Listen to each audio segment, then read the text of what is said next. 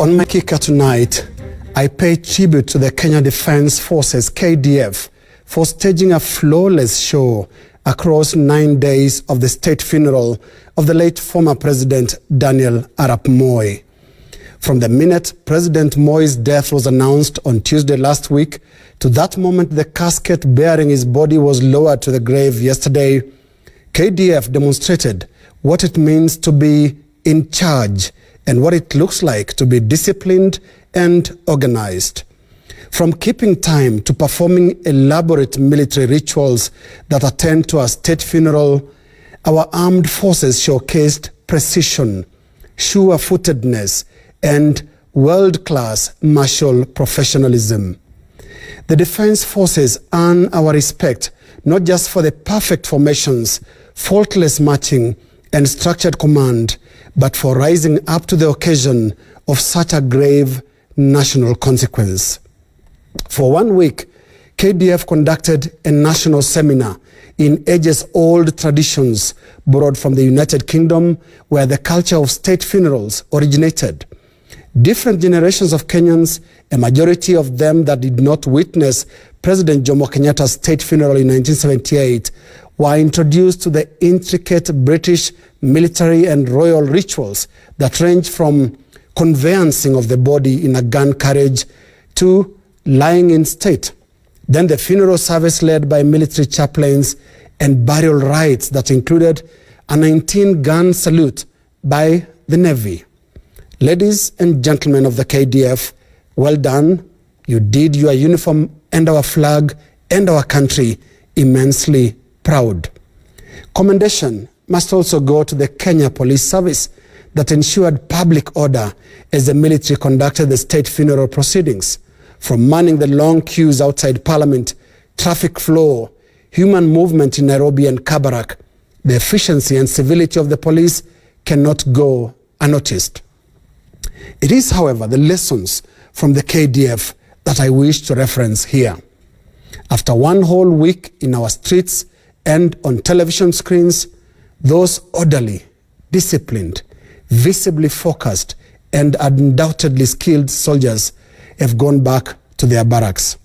For 1 week, in the majesty of their uniforms and unison, they made a mockery of the trivial things that consistently undermine our nationhood as Kenyans.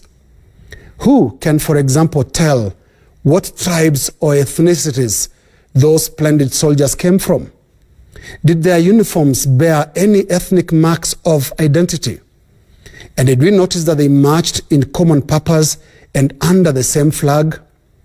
Now, just imagine how steep and sharp the descent would be from such heights of flag and country to our usual dark alleys of the pettiness menu that includes kieleweke, tangatanga, among other shallow, mainly political trivialities. The splendor and pageantry of the state funeral aside, our KDF soldiers left in their wake lessons in nationhood, honor to our flag and country above self. One must, of course, appreciate that these are very difficult lessons to teach, especially to the generation that currently populates Kenya's political landscape. Some attach no meaning to our flag or words of our national anthem.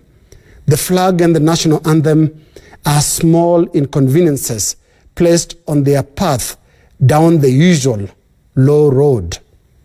Yet our men and women in uniform navigate these imperfections to serve with dedication and even salute some who don't deserve the honor of that salute. As our KDF soldiers retrieve to the barracks, we will remember the devotion, solemnity, and color of the show they staged on the streets in honor of their fallen former commander-in-chief. It is a devotion personified by the story of Lieutenant Colonel Alexander Kiprop, an army officer from the KDF Tank Battalion, who was the last aide-de-camp of the late President Moi. Lieutenant Colonel Kiprop is the man who appears in pictures dressed in a suit, standing behind the former President Daniel Arap Moi. He did that for all the 18 years the former president lived in retirement. When the former president died on Tuesday last week, Lieutenant Colonel Kiprop wore his military uniform and sat on the front seat of the gun carriage carrying President Moi's body. Now, that is a life of service, devotion, and honor till the end. And that is the proud story of KDF. That is my kicker.